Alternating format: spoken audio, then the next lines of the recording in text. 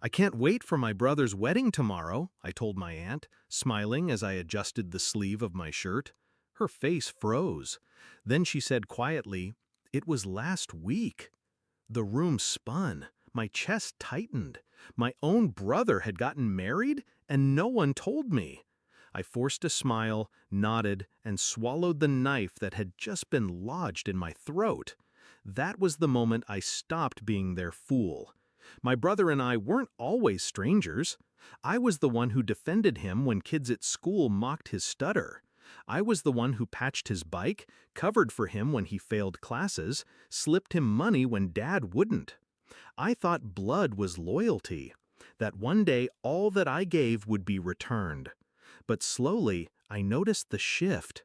Invitations to dinners that somehow never reached me. Family photos where I was always cropped out. Conversations that ended the second I entered the room. I told myself it was paranoia, but when my aunt's words shattered the illusion, I realized it wasn't. They had erased me. The evidence piled up quickly. I checked social media that night. Pictures of the wedding beamed back at me, my parents, my cousins, my so-called friends. Everyone smiling, raising glasses. My brother standing with his bride, grinning wide. And me? Not a single mention. Not even a lie about why I wasn't there. Just absence. That was the betrayal. Not just exclusion, but erasure. They hadn't forgotten me. They had chosen to pretend I didn't exist. I didn't rage. I didn't call. I planned. Because revenge isn't about screaming in the moment. It's about waiting for the silence after. A month later, the silence broke. My mother's voice came through the phone, unusually sweet. "Your brother and his wife need a place for their honeymoon. We were hoping they could use your lake house." The same lake house I had bought with years of sweat, years of overtime. The place I had once pictured us all celebrating together. I let the silence stretch until she grew nervous. Then I said, calm and clear, "No." She gasped. "What do you mean, no?"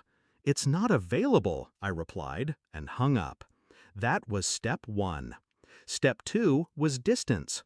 I cut off access piece by piece.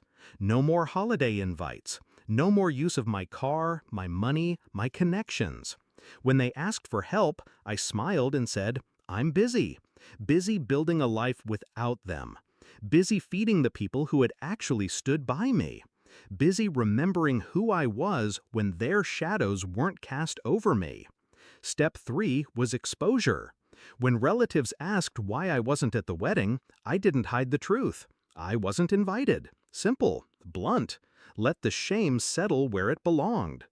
The whispers started then. Eyes began turning, not at me, but at them. The confrontation came weeks later. My brother showed up at my door, his bride behind him. His smile was forced, brittle. "You've changed," he said. "No," I corrected.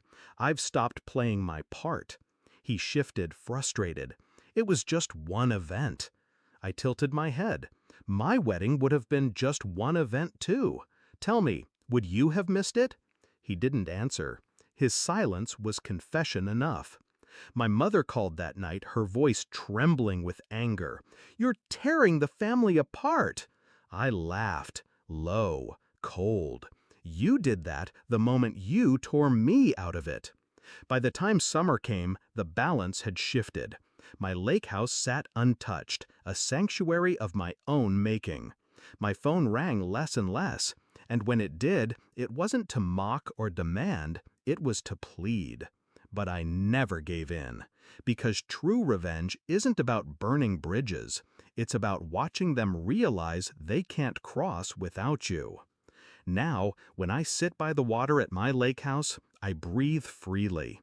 The air is clean. The silence is mine. I think back to the moment my aunt told me it was last week. The shock, the pain, the betrayal. And then I think of the moment I said, no. Small word, heavy weight. It was the first time they heard me. The first time I chose myself. They wanted me invisible, disposable. But now, it's them knocking at doors that no longer open. Revenge wasn't shouting, it wasn't breaking. It was a single refusal. It was absence.